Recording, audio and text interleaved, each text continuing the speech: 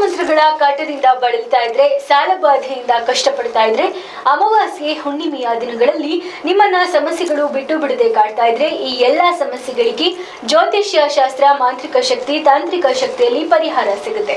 ಇಷ್ಟೆಲ್ಲ ಪರಿಹಾರ ನೀಡುವ ವಿಶೇಷ ಕಾರ್ಯಕ್ರಮ ಗುರು ಪರಂಪರೆಗೆ ಸ್ವಾಗತ. ನಾನು ವೀಣಾ.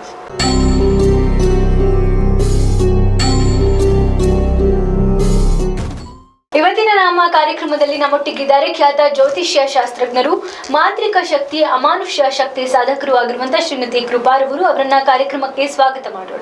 ಗುರುಜಿ, ಕಾರ್ಯಕ್ರಮಕ್ಕೆ ಸ್ವಾಗತ. ತಮಗೂ ಸ್ವಾಗತ. ಹಾಗೆ ನನ್ನೆಲ್ಲ ಪ್ರೀತಿಯ ವೀಕ್ಷಕರಾಗಿರುವಂಥ ವಿಜಯ ಟಿವಿಯ ಚಾನೆಲ್ನ ವೀಕ್ಷಕರಿಗೆ ಸ್ವಾಗತ ಅಂತ ಹೇಳ್ತಾ ಈ ಕಾರ್ಯಕ್ರಮವನ್ನು ಆರಂಭಿಸೋಣ ಮೇಡಮ್. ಗುರುಜಿ, ಇನ್ನು ಕಳೆದ ಸಂಚಿಕೆಯಲ್ಲಿ ಪೂರ್ವ ಜನ್ಮದ ಫಲ ಮತ್ತು ಅದರಿಂದ ಆಗೋ ಸಮಸ್ಯೆಗಳ ಬಗ್ಗೆ ಹೇಳಿದ್ರಿ. ಇನ್ನು ಎಲ್ರಿಗೂ ಕಾಡ್ತಾ ಇರುವಂತಹ ಪ್ರಶ್ನೆ ಅಂದ್ರೆ, ಹಿಂದಿನ ಜನ್ಮದ ಸಮಸ್ಯೆಗೂ ಈಗಿನ ಸಮಸ್ಯೆಗಳಿಗೂ ಏನಾದರೂ ಸಂಬಂಧ ಇದೆಯಾ, ಮತ್ತೆ ಅದನ್ನ ಹೇಗೆ ಕಂಡುಹಿಡ್ಕೊಳ್ಬಹುದು? ಖಂಡಿತವಾಗ್ಲೂ ಇದು ಕಳೆದ ಸಂಚಿಕೆಯಲ್ಲಿ ನಾವು ಹೇಳಿದ್ದು ಏನಂತಂದರೆ, ಕರ್ಮ ಸಿದ್ಧಾಂತ ಮತ್ತು ಪುನರ್ಜನ್ಮದ ಬಗ್ಗೆ ಭಗವದ್ಗೀತೆಯಲ್ಲಿ ಏನು ಹೇಳಿದ್ದಾರೆ ಅಂತಂತ.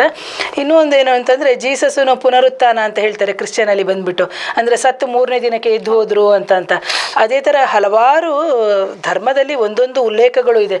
ಕಳೆದ ಸಂಚಿಕೆಯಲ್ಲಿ ನಾನು ಸಾಯಿಬಾಬಾ ಅವ್ರದ್ದು ಹೇಳಿದೆ, spiritual body, energy body, physical body ಬಗ್ಗೆ ಆ ಥರ ಕೆಲವೆಲ್ಲ ಉದಾಹರಣೆಗಳನ್ನು ಕೊಟ್ಟು ಮಾತಾಡಿದ್ದೀನಿ. ವೀಕ್ಷಕರೇ, ಯಾರಾದರೂ ಈ ಕಾರ್ಯಕ್ರಮವನ್ನು ಇನ್ನೂ ನೋಡಬೇಕು, ಹಾಗೆ ಶೇರ್ ಮಾಡಬೇಕು ಅಂತಂದರೆ ನಮ್ಮ ವಿಜಯ ನ್ಯೂಸ್ನ ಒಂದು ಯೂಟ್ಯೂಬ್ ಇದೆ, ಅದಕ್ಕೆ ಹೋಗ್ಬಿಟ್ಟು ನಮ್ಮ ಕಾರ್ಯಕ್ರಮಗಳನ್ನ ನೋಡ್ಬೋದು. ಹಾಗೇನೇ ಯಾರು ನೋಡಿಲ್ಲ ಅವರಿಗೆ ನೀವು ಶೇರ್ ಮಾಡ್ಬೋದು. ಸೊ ಇವತ್ತಿನ ವಿಷಯ ಏನು ಅಂತಂದರೆ, ಈ ಜನ್ಮ ಮತ್ತು ಹಿಂದಿನ ಜನ್ಮಕ್ಕೆ ಸಮಸ್ಯೆಗೆ ಒಂದಕ್ಕೊಂದು ಲಿಂಕ್ ಇರುತ್ತಾ, ಅಥವಾ ಇದೆಲ್ಲ ಸಮಸ್ಯೆಗಳಿಂದ ಇದೆಲ್ಲ ಕಾರಣಗಳಿಂದ ಏನಾದರೂ ಸಮಸ್ಯೆ ಬರುತ್ತಾ ಅಂತಂತ ಎಷ್ಟೋ ಜನ ಕೇಳ್ತಾರೆ. ಯಾವ ಜನ್ಮದ ಪ್ರಾರಬ್ಧ ಕರ್ಮನೋ ಅಂತ ಕೆಲವರು ಹೇಳ್ತಾರೆ. ಸೊ ಕರ್ಮಗಳು ಅಂತ ಬಂದಾಗ ಸಂಚಿತ ಕರ್ಮ, ಆಗಮಿಕ ಕರ್ಮ, ಪ್ರಾರಬ್ಧ ಕರ್ಮ ಅಂತಲೂ ನಾವು ತಗೊತೀವಿ. ಅದನ್ನು ಆ್ಯಕ್ಚುಲಿ ಬಂದು ನಮ್ಮ ಆಸ್ಟ್ರಾಲಜಿ ಕುಂಡಲಿ ಅಂತ ನಾವು ಏನು ಹೇಳ್ತೀವಿ, 12 ರಾಶಿಗಳು, 12 ಭಾವಗಳು, ಅದರಲ್ಲೂ ನಾವು ಹೇಳ್ಬೋದು. ಒಂದೊಂದು ಸತಿ ಎಲ್ಲ ವಿಷಯವನ್ನು ನಾವು ಜ್ಯೋತಿಷ್ಯ ಶಾಸ್ತ್ರದಲ್ಲಿ ತುಂಬ ನಿಗೂಢವಾಗಿರುವಂಥ ವಿಷಯಗಳನ್ನ ಕೆಲವೊಂದೊಂದು ಬಾರಿ ಹೇಳೋದು ಕಷ್ಟ ಇರುತ್ತೆ.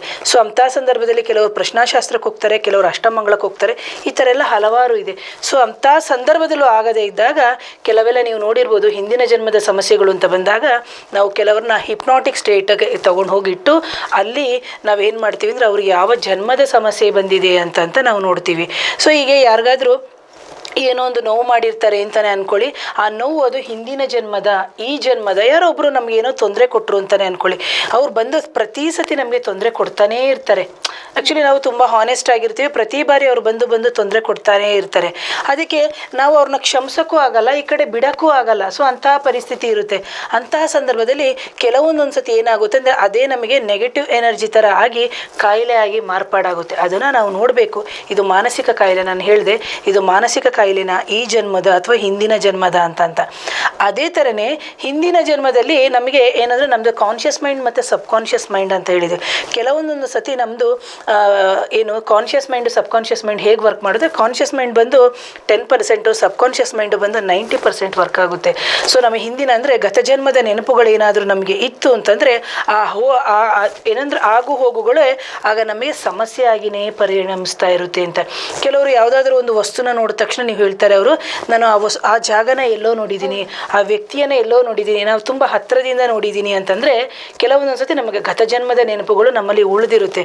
ಅದನ್ನು ಎಷ್ಟೋ ಜನ ನಂಬೋದೇ ಇಲ್ಲ. ಅದಕ್ಕೆ ನಾನು ಫಸ್ಟು ಅಂದರೆ ಹಿಂದಿನ ಕಾರ್ಯದಲ್ಲೇ ಹೇಳಿದೆ, ಅರ್ಜುನ ಮತ್ತು ಶ್ರೀಕೃಷ್ಣಂದು, ಹಾಗೆ ದಲೈ ಲಾಮಾ, ಸದ್ಗುರುಗಳು, ಇವ್ರದ್ದೆಲ್ಲನೂ ಎಕ್ಸಾಂಪಲ್ಸು ಕೊಟ್ಟು ಹೇಳಿದೆ ನಾನು. ಏನಾಗುತ್ತೆ ಅಂದರೆ, ಯಾವುದೋ ನೋವನ್ನ ಇಟ್ಕೊಂಡಿರ್ತಾರೆ, ಆ ನೋವನ್ನು ಅವರು ಹೊರಗಡೆ ಹಾಕೋಕ್ಕೆ ಆಗೋದಿಲ್ಲ ಅಥವಾ ಒಳಗಡೆ ಇಟ್ಕೊಳ್ಳೋಕ್ಕೂ ಆಗೋದಿಲ್ಲ. ಸೊ ಅಂಥ ಸಂದರ್ಭದಲ್ಲಿ ನೆಗೆಟಿವ್ ಎನರ್ಜಿಯಾಗಿ ಅದೊಂದು ಕಾಯಿಲೆ ಥರ ಮಾರ್ಪಾಡಾಗುತ್ತೆ ಅಂತಂದೆ. ಹಾಗೆ ಹಿಂದಿನ ಜನ್ಮದೂ ಅಂತಲೂ ಹೇಳಿದೆ. ಇವೆಲ್ಲ ಸಮಸ್ಯೆಗಳು ಬರ್ತಾ ಇದೆ ಅಂತಂದಾಗ ನಾವು ಎಚ್ಚೆತ್ಕೋಬೇಕಾಗುತ್ತೆ. ಈ ಸಮಸ್ಯೆಯಿಂದ ಹೇಗೆ ಹೊರಗಡೆ ಬರೋದು? ನಾವು ಡಾಕ್ಟರ್ ಹತ್ರ ಹೋಗಿ ತೋರಿಸ್ಕೊಂಡಿದ್ದೀವಿ, ಅವಾಗ್ಲೂ ನಮಗೆ ಹೊರಗಡೆ ಬರೋಕ್ಕಾಗ್ತಾ ಇಲ್ಲ ಅಂತಂದಾಗ ನಮ್ಮ ಹಿಂದಿನ ಜನ್ಮದು ಅಂದರೆ ನಾವು ಅಂತಹ ಕೆಲವೊಂದೊಂದು ಸಂದರ್ಭದಲ್ಲಿ ನಾವು ತೀರಾ ಸಮಸ್ಯೆಗಳು ಅಂತ ಬರ್ತಾರೆ. ಕೆಲವರು ತುಂಬ ತಲೆನೋವು, ಮೈಗ್ರೇನ್ ಅಂತ ಹೇಳ್ತಾರೆ, ಎಲ್ಲ ನ್ಯೂರೋಲಾಜಿಕಲ್ ಆಯಿತು, ಎಲ್ಲ ಡಾಕ್ಟರ್ಸಿಗೆ ತೋರಿಸಿದ್ದೀವಿ, ಸಮಸ್ಯೆ ಬಗ್ಗೆ ಆಗ್ತಾ ಇಲ್ಲ ಅಂತಂದಾಗ ನಾವೇನು ಮಾಡಬೇಕು, ಆ ವ್ಯಕ್ತಿನ ನಾವು ಹಿಪ್ನಾಟಿಕ್ ಸ್ಟೇಟಿಗೆ ತೊಗೊಂಡೋಗಿ, ಅಂದರೆ ಅವರ ವ್ಯಕ್ತಿಯ ಮನಸ್ಸನ್ನು ತೊಗೊಂಡೋಗಿ ಕರ್ಕೊಂಡು ಹೋಗಿ ಆ ತೊಂದರೆ ಎಲ್ಲಿಂದ ಆಗ್ತಾ ಇದೆ, ಆ ತೊಂದರೆನ ಯಾವ ರೀತಿ ನಿವಾರಣೆ ಮಾಡ್ಬೋದು ಅಂತೇಳ್ಬಿಟ್ಟು ನಾವು ಆ ವ್ಯಕ್ತಿಯ ಮುಖಾಂತರ ತೊಂದರೆ ಆಗಿರುವಂಥ ವ್ಯಕ್ತಿನ ಹಿಪ್ನಾಟಿಕ್ ಸ್ಟೇಟ್ಗೆ ಹಾಕಿ ಅದರಿಂದ ಅವ್ರನ್ನ ಹೊರಗಡೆ ಬರ್ತೀವಿ, ಅಂದರೆ ಹೊರಗಡೆ ತರ್ತೀವಿ ಅಂತ. ಇದಕ್ಕೆ ನಾವು ಫಾಸ್ಟ್ ಲೈಫ್ ಥೆರಪಿ ಅಂತಲೇ ಹೇಳ್ತೀವಿ. ಎಷ್ಟೋ ಜನ ಹೇಳ್ತಾರೆ, ಅಯ್ಯೋ ಫಾಸ್ಟ್ ಲೈಫ್ ಥೆರಪಿಲಿ ನಾವು ಹೋದಾಗ ಏನಾಗ್ಬಿಡು ಅಂದರೆ ಪೂರ್ವಜನ್ಮದಲ್ಲಿ ನಾವೇನಾಗಿ, ಕೆಲವ್ರಿಗೆ ಏನು ಕಾನ್ಸೆಪ್ಟ್ ಅಂದರೆ ಪೂರ್ವಜನ್ಮದಲ್ಲಿ ಏನಾಗ್ಬಿಟ್ಟಿದ್ದೋ ನಾವು ಏನಾಗ್ಬಿಟ್ಟಿದ್ದೋ ಅಂತ ಎಲ್ಲರಿಗೂ ಒಂದೊಂದು ಕ್ಯೂರಿಯಾಸಿಟಿ ಇರುತ್ತೆ. ಯಾವಾಗ ನಾವು ಫಾಸ್ಟ್ ಲೈಫ್ ಥೆರಪಿಗೆ ಹೋಗಬೇಕು ಅಂತಂದರೆ, ಅಥವಾ ಯಾವಾಗ ನಾನು ಹಿಪ್ನಾಟಿಕ್ ಸ್ಟೇಟಿಗೆ ತೊಗೊಂಡೋಗಿ ನೋಡ್ತೀನಿ ಅಂದರೆ, ಕೆಲವರಿಗೆ ನೀವು ನೋಡ್ಬೋದು ರಿಪೀಟೆಡ್ ಆಗಿ ಅಬೋಷನ್ ಆಗುವಂಥದ್ದು, ಅಥವಾ ಮಕ್ಕಳ ಆಗದೇ ಇರುವಂಥದ್ದು, ಕಂಟಿನ್ಯೂಸ್ ಆಗಿ ಕನಸುಗಳು ಬರ್ತಾ ಇರುತ್ತೆ. ಆ ಕನಸು, ಈಗ ಎಕ್ಸಾಂಪಲ್ ಒಂದು ಕನಸು ಅಂತ ಹೇಳಿದಾಗ, ಯಾರೋ ಒಬ್ಬರಿಗೆ ಒಂದು ಸರ್ಪ ಕಾಣಿಸ್ತಾ ಇದೆ ಕನಸಲ್ಲಿ ಅಂತ ಅಂದ್ಕೊಳ್ಳಿ. ಆಗ ಅವರು ಯಾರನ್ನೋ ಹೇಳ್ಬಿಡ್ತಾರೆ, ಸರ್ಪ ಕನಸಲ್ಲಿ ಕಾಣಿಸ್ತಾ ಇದೆ ಅಂದರೆ ಒಂದು ಸರ್ಪ ಸಂಸ್ಕಾರ ಮಾಡಿಸ್ಬಿಡಿ, ಆಶ್ಲೇಷ ಬಲಿ ಮಾಡಿಸ್ಬಿಡಿ ಅಂತ. ಖಂಡಿತವಾಗ್ಲೂ ಇಲ್ಲ.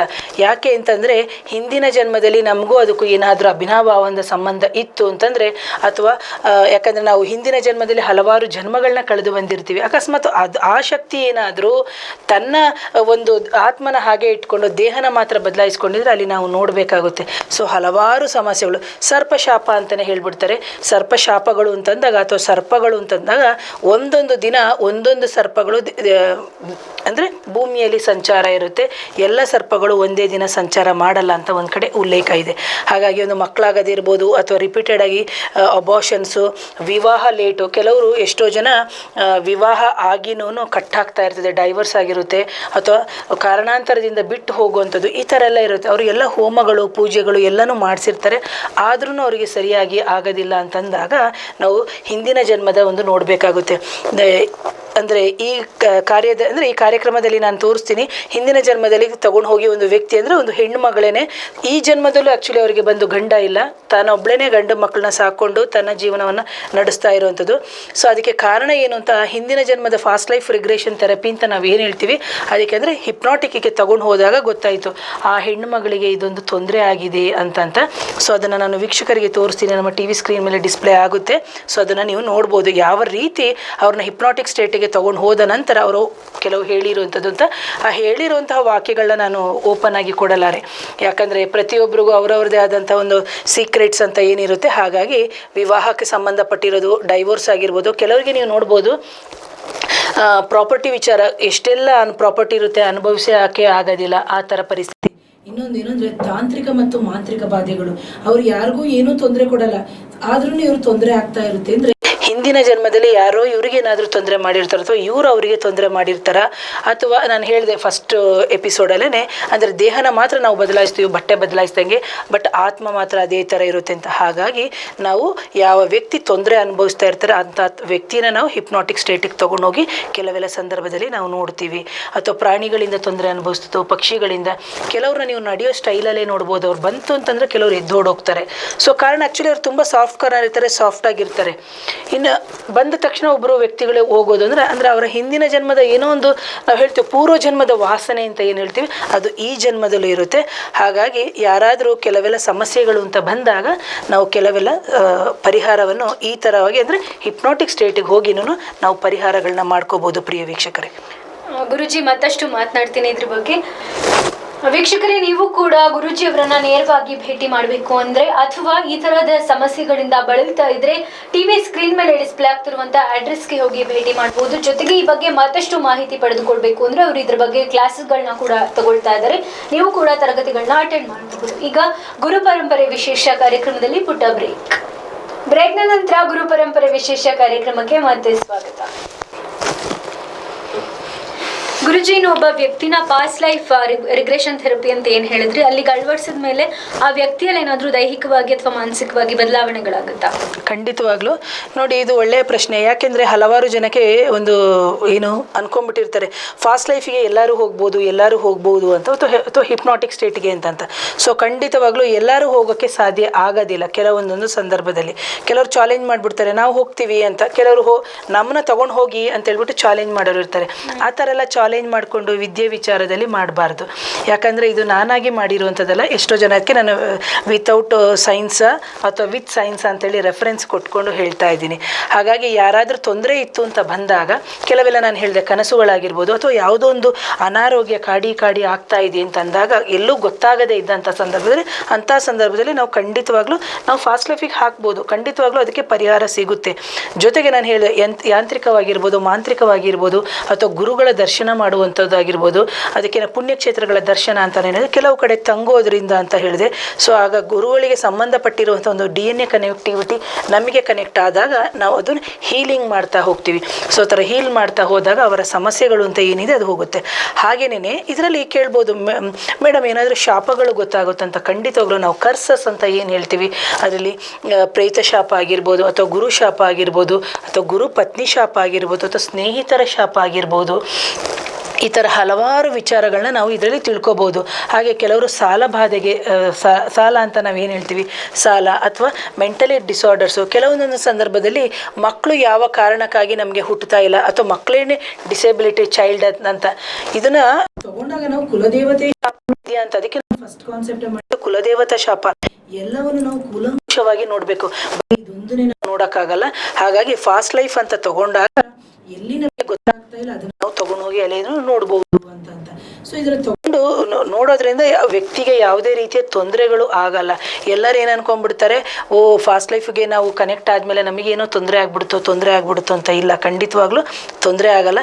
ಸರಿಯಾದ ಕ್ರಮದಲ್ಲಿ ಸರಿಯಾದ ರೀತಿಯಲ್ಲಿ ಹೋಗಿ ನೋಡೋದ್ರಿಂದ ಅವರ ಸಮಸ್ಯೆಗಳೇನಿದೆ. ಈಗ ಎಷ್ಟೋ ಜನ ಏನು ಮಾಡಿರ್ತಾರೆ ಅಂದರೆ, ಯಾವುದೋ ಒಂದು ಶಕ್ತಿನೇ ಒಂದು ಗಂಡಸಿಗೋ ಅಥವಾ ಒಂದು ಹೆಂಗಸಿಗೆ ಮೈ ಹಿಡಿದಿದೆ ಅಂತಲೇ ಅಂದ್ಕೊಳ್ಳಿ. ಅಂತಹ ವ್ಯಕ್ತಿ ಅನಾರೋಗ್ಯದಿಂದ ತುತ್ತಾಗಿ ಆಗ್ತಾ ಇರ್ತಾರೆ. ಸೊ ಅಂತಹ ಸಂದರ್ಭದಲ್ಲಿ ಅವ್ರನ್ನೇನಾದರೂ ಫಾಸ್ಟ್ ಲೈಫಿಗೆ ಕನೆಕ್ಟ್ ಮಾಡಿದಾಗ ಅಂತಂದಾಗ ಎಲ್ಲಿ ಯಾವ ಸಮಯ ಯಾವ ಇಸ್ವಿ ಈ ಥರನೂ ಗೊತ್ತಾಗುತ್ತೆ. ಕೆಲವೊಂದೊಂದು ಸಂದರ್ಭದಲ್ಲಿ ಅವ್ರದ್ದೇ ಆದ ಇಂಟ್ಯೂಷನ್ ಅಂತ ಇರುತ್ತೆ. ಕೆಲವೊಂದೊಂದು ಸಂದರ್ಭದಲ್ಲಿ ಇಂಟ್ಯೂಷನ್ ಅಲ್ಲದೇನೆ ನಮ್ಮಲ್ಲೇ ನಾವು ಅದೆಲ್ಲ ಕ್ಲಾಸಲ್ಲಿ ಹೇಳ್ಕೊಡುವಂಥದ್ದು. ಆಗಿ ನಾವು ಹಿಂದಿನ ಜನ್ಮವನ್ನು ಹೇಗೆ ನೋಡ್ಕೊಳ್ಳುವಂಥದ್ದು ತರಗತಿಯಲ್ಲಿ ಹೇಳ್ಕೊಡ್ತೀನಿ. ಸೊ ಅದನ್ನು ನಾವು ನೋಡ್ಕೋಬೋದು. ಯಾವ ಇಸ್ವಿ ಯಾವ ವರ್ಷ ಅಥವಾ ನಾನೇನಾಗಿದೆ ಅಂದರೆ ಕಾರಣ ಇದ್ದರೆ ಮಾತ್ರ ನಾವು ನೋಡ್ಕೋಬೇಕು. ಸುಮ್ಮನೆ ಹೋಗಿ ಆ ಥರ ನಾವು ನೋಡ್ಕೊಳ್ಳೋವಂಥ ಅವಶ್ಯಕತೆ ಇರಲ್ಲ. ಯಾಕೆ ಅಂದರೆ ಯಾರೋ ಒಬ್ಬರು ಹಿಂದಿನ ಜನ್ಮದಲ್ಲಿ ಯಾರೋ ಒಬ್ಬರನ್ನ ತೊಂದರೆ ಮಾಡಿದ್ರು, ಕೊಲೆ ಮಾಡಿಬಿಟ್ಟಿದ್ರು ಅಂತಲೇ ಅಂದ್ಕೊಳ್ಳಿ. ಸೊ ಅಂಥ ಸಂದರ್ಭದಲ್ಲಿ ಆ ವ್ಯಕ್ತಿಯು ಈ ವ್ಯಕ್ತಿಯು ಎದುರುಗಡೆ ಬಂದಾಗ ಅವರಿಗೆ ಇವ್ರ ಮೇಲೆ ಇನ್ನಷ್ಟು ಜಾಸ್ತಿ ದ್ವೇಷಗಳೇ ಹುಟ್ಟುತ್ತೆ ಹೊರತು ಒಂದು ಒಳ್ಳೆಯ ಭಾವನೆ ಹುಟ್ಟಲ್ಲ. ಬಟ್ ಒಳ್ಳೆಯ ಭಾವನೆಯಲ್ಲಿ ಅವ್ರು ಇರ್ತಾರೆ ಅಂತಲೇ ಅಂದ್ಕೊಳ್ಳಿ. ಕಾರಣಾಂತರದಿಂದ ಗೊತ್ತಾದಾಗ ಅವರಲ್ಲಿ ಇನ್ನೂ ಜಾಸ್ತಿ ಕ್ರುವಾಲಿಟಿ ಶುರುವಾಗುತ್ತೆ. ಹಾಗಾಗಿ ಸಮಯಕ್ಕೆ ನಮಗೆ ಏನು ಬೇಕು ಅದಷ್ಟಕ್ಕೆ ಮಾತ್ರ ನಾವು ಅವಶ್ಯಕವಾಗಿ ಇಟ್ಕೋಬೇಕು. ಹಾಗೆ ನಾನೇನಾದರೂ ಹಿಂದಿನ ಜನ್ಮದಲ್ಲಿ ಯಾವುದೊಂದು ವ್ಯಕ್ತಿ ಅಂತಲೇ ಅಂದ್ಕೊಳ್ಳಿ, ಅವರು ಯಾವುದೋ ಒಂದು ದೇವತಾ ಕಾರ್ಯ ಮಾಡಿದರು ಅಥವಾ ಗುರುವರಿಯರ ಕಾರ್ಯ ಮಾಡಿದರು, ಅದನ್ನು ಅರ್ಧದಲ್ಲೇ ಬಿಟ್ಟು ಹೋಗಿದ್ರು ಅಂತ ಅಂದ್ಕೊಳ್ಳಿ. ಈ ಜನ್ಮದಲ್ಲಿ ಅವರು ಅದನ್ನು ಆ ಸಮಸ್ಯೆಯಿಂದ ಕಾಡ್ತಾ ಇದ್ದಾರೆ ಅಂತ ಅಂದ್ಕೊಳ್ಳಿ. ಆ ಸಮಸ್ಯೆಯಿಂದ ಅವರಿಗೆ ಹೊರಗಡೆ ಬರೋಕ್ಕಾಗೋದಿಲ್ಲ ಅಂದಾಗ ನಾವು ಈ ಥರ ಫಾಸ್ಟ್ ಲೈಫ್ ಥೆರಪಿಗೆ ಕನೆಕ್ಟ್ ಮಾಡ್ತೀವಿ. ಅಂಥ ಸಂದರ್ಭ ಅವ್ರದ್ದು ಏನಾದರೂ ಕರ್ಸಸ್ ಅಂತ ಅಥವಾ ನಾವು ಶಾಪಗಳು ಅಂತ ಏನು ಹೇಳ್ತೀವಿ ಅದರಿಂದ ಹೊರಗಡೆ ಬರ್ಬೋದು. ಅಥವಾ ಅವರು ಏನು ದೇವತಾ ಕಾರ್ಯಗಳಾಗಿರ್ಬೋದು ಅಥವಾ ಲೋಕ ಕಲ್ಯಾಣಕ್ಕಾಗಿ ಯಾವ ಕಾರ್ಯಗಳನ್ನ ಬಿಟ್ಟು ಹೋಗಿರ್ತಾರೆ ಅಂದ್ಕೊಳ್ಳಿ. ಅಂಥ ಸಂದರ್ಭದಲ್ಲಿ ಇದನ್ನು ನಾವು ಅಂದರೆ ನುರಿತವಾಗಿರುವಂಥವ್ರ ಹತ್ರ ನಾವು ಹೋಗಿ ನೋಡ್ಕೊಂಡು ನಮ್ಮ ಕಾರ್ಯಗಳನ್ನ ನಾವು ಸರಿ ಮಾಡಿಕೊಂಡ್ರೆ ಖಂಡಿತವಾಗ್ಲೂ ಫಾಸ್ಟ್ ಲೈಫ್ ರಿಗ್ರೆಷನ್ ಥೆರಪಿ ಅಂತ ಏನು ಹೇಳ್ತೀವಿ ಅದರಲ್ಲಿ ನಾವು ಮಾಡ್ಕೋಬಹುದು. ಗುರುಜಿ ಧನ್ಯವಾದ. ಮತ್ತಷ್ಟು ಮಾತನಾಡ್ತೀನಿ. ಅದಕ್ಕಿಂತ ಮುಂಚೆ ಗುರುಪರಂಪರೆ ವಿಶೇಷ ಕಾರ್ಯಕ್ರಮದಲ್ಲಿ ಪುಟ್ಟ ಬ್ರೇಕ್ನ ನಂತರ ಮತ್ತೆ ಗುರುಪರಂಪರೆ ವಿಶೇಷ ಕಾರ್ಯಕ್ರಮಕ್ಕೆ ಸ್ವಾಗತ. ವೀಕ್ಷಕರೇ, ನೀವು ಕೂಡ ಗುರುಜಿಯವರನ್ನ ನೇರವಾಗಿ ಭೇಟಿ ಮಾಡಬೇಕು ಅಂತ ಇಚ್ಛೆ ಇದ್ದಲ್ಲಿ, ಜೊತೆಗೆ ಪೂರ್ವ ಜನ್ಮದ ಬಗ್ಗೆ ಮತ್ತಷ್ಟು ವಿಚಾರಗಳನ್ನ ತಿಳಿದುಕೊಳ್ಬೇಕು ಅನ್ನುವ ಆಸೆ ಇದ್ದಲ್ಲಿ ಟಿವಿ ಸ್ಕ್ರೀನ್ ಮೇಲೆ ಡಿಸ್ಪ್ಲೇ ಆಗ್ತಿರುವಂತ ಅಡ್ರೆಸ್ಗೆ ಹೋಗಿ ಭೇಟಿ ಮಾಡಬಹುದು. ಜೊತೆಗೆ ಅವರು ತರಗತಿಗಳನ್ನ ಕೂಡ ಹ್ಯಾಂಡಲ್ ಮಾಡ್ತಿದ್ದಾರೆ. ಆ ತರಗತಿಗಳಿಗೆ ಹೋಗಿ ಅಟೆಂಡ್ ಆಗಬಹುದು. ಗುರುಜಿ, ಇನ್ನು ನೀವು ಮಾತನಾಡ್ತಾ ಹೇಳಿದ್ರೆ ಅದ್ರ ಜೊತೆಗೆ ಮಕ್ಕಳ ವಿದ್ಯಾಭ್ಯಾಸದಲ್ಲಿ ಏನಾದರೂ ಕೊರತೆ ಇದ್ರೆ ಅದಕ್ಕೇನು ಪರಿಹಾರ ಸಿಗುತ್ತೆ? ಖಂಡಿತವಾಗ್ಲೂ ವಿವಾಹ ಹೇಳಿದೆ, ಸಂತಾನ ಹೇಳಿದೆ, ಶಾಪಗಳು ಹೇಳಿದೆ, ಹಾಗೆ ಅನಾರೋಗ್ಯದು ಹೇಳಿದೆ, ಅಥವಾ ಯಾವುದಾದ್ರೂ ಕೆಲಸಗಳನ್ನ ನಾವು ಬಿಟ್ಟಿದ್ದು ಅಂತಂದಾಗ ರಿಪೀಟೆಡ್ ಆಗಿ ಅದು ನಮಗೆ ಕಾಡಿಸಿ ನಮಗೆ ತೋರಿಸ್ತಾ ಇರುತ್ತೆ, ಅಥವಾ ಎಲ್ಲೋ ನಮಗೆ ಪರಿಹಾರ ಆಗದೇ ಇದ್ದಾಗ ನಾವು ಈ ಥರ ಪರಿಹಾರವನ್ನು ಮಾಡಿಕೊಂಡು ಆ ಕೆಲಸಗಳನ್ನ ನಾವು ಮಾಡ್ಕೋಬೋದು. ಒಂದು ಇನ್ನೊಂದು ಏನಂದರೆ, ಎಷ್ಟೋ ಜನ ಮಕ್ಕಳು ವಿದ್ಯಾಭ್ಯಾಸದಲ್ಲಿ ತುಂಬ ಡಲ್ ಆಗಿರ್ತಾರೆ, ಅಥವಾ ನಾವೇನು ಹೇಳ್ತೀವಿ ಒಂದು ಸಬ್ಜೆಕ್ಟ್ ಸಬ್ಜೆಕ್ಟ್ನ ತುಂಬ ಇಂಟ್ರೆಸ್ಟ್ ಪಟ್ಟು ಓದ್ತಾ ಇರ್ತಾರೆ, ಇನ್ನೊಂದು ಸಬ್ಜೆಕ್ಟ್ನ ಇಂಟ್ರೆಸ್ಟ್ ಪಟ್ಟು ಓದಲ್ಲ.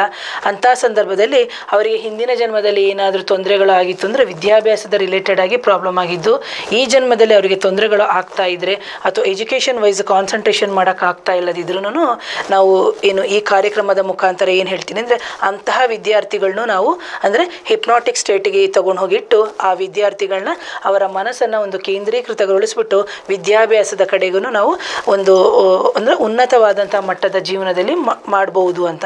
ಹಾಗೆ ಎಷ್ಟೋ ಜನ ಮಕ್ಕಳು ಕನ್ನಡ ಕಷ್ಟ, ಇಂಗ್ಲೀಷ್ ಕಷ್ಟ, ಹಿಂದಿ ಕಷ್ಟ ಅಂತೆಲ್ಲ ಆ ಥರ ಹೇಳ್ತಾ ಇರ್ತಾರೆ. ಸೊ ಅದರಿಂದ ಯಾವ ರೀತಿ ಹೊರಗಡೆ ಬರೋದು ಅನ್ನೋದು ಯಾವತ್ತಾದ್ರೂ ನೆಕ್ಸ್ಟ್ ಕಾರ್ಯಕ್ರಮದಲ್ಲಿ ಹೇಳೋಣ. ಹಾಗಾಗಿ ಯಾರಾದರೂ ವಿದ್ಯಾರ್ಥಿಗಳು ತುಂಬ ಡಲ್ ಆಗಿದ್ದಾರೆ, ನನ್ನ ಮಗ ಸರಿಯಾಗಿ ಓದ್ತಾ ಇಲ್ಲ, ನನ್ನ ಮಗ ಎಲ್ಲೋ ಪೋಲಿ ಥರ ಇದಾಗ್ತಾ ಇದ್ದಾನೆ ಅನ್ನೋದಕ್ಕೂ ಅವರ ಹಿಂದಿನ ಜನ್ಮದ ಸುಕೃತ ಅಂದರೆ ಸುಕೃತನೂ ತಗೋತೀವಿ, ಇದ್ರ ಕರ್ಮ ಅಂತಲೂ ತಗೊತೀವಿ. ಆ ಥರ ಕರ್ಮಗಳು ಅಂತ ತಗೊಂಡಾಗ ಬರೀ ಕೆಟ್ಟದ್ದು ಮಾತ್ರ ತಗೋಬಾರ್ದು. ಹಾಗಾಗಿ ಯಾರಾದರೂ ಮಕ್ಕಳಿಗೆ ವಿದ್ಯಾಭ್ಯಾಸದಲ್ಲಿ ತೊಂದರೆ ಆದಾಗಲೂ ನಾವು ಈ ಥರ ತೊಗೊಂಡು ಹೋಗಿ ನೋಡಿಬಿಟ್ಟು, ಆ್ಯಕ್ಚುಲಿ ನಾನು ಬಂದಾಗ ಕೌನ್ಸ್ಲಿಂಗು ಮಾಡ್ತೀನಿ, ಈ ಥರ ಮಕ್ಳಿಗೂ ಕೌನ್ಸ್ಲಿಂಗ್ ಮಾಡ್ತೀನಿ. ಆ ಥರ ಓದಿ ಈ ಥರ ಯಾವ ಸಬ್ಜೆಕ್ಟ್ ತೊಂದರೆ ಆಗ್ತಾ ಇದೆ, ಸೊ ಆ ಸಬ್ಜೆಕ್ಟಿನ ಮೇಲೆ ಕಾನ್ಸಂಟ್ರೇಷನ್ ಮಾಡುವಂಗೆ ಈ ಥರ ಹಿಪ್ನಾಟಿಕ್ ಸ್ಟೇಟಿಗೆ ತೊಗೊಂಡು ಹೋಗಿ ನಾನು ಮಾಡಿಕೊಡುವಂತಹ ಒಂದು ಏನು ಕನ್ಸಲ್ಟೇಷನ್ನು ನಾನು ಮಾಡ್ತೀನಿ. ಯಾರಾದರೂ ಆ ಥರ ಮಕ್ಕಳಿಗೆ ತುಂಬ ವಿದ್ಯಾಭ್ಯಾಸದಲ್ಲಿ ತೊಂದರೆ ಆಗ್ತಾ ಇದೆ ಅಂದರೆ ಖಂಡಿತವಾಗ್ಲೂ ನೇರವಾಗಿ ಬಂದು ಭೇಟಿ ಮಾಡ್ಬೋದು ಅಂತ ಹೇಳ್ತೀನಿ ಮೇಡಮ್.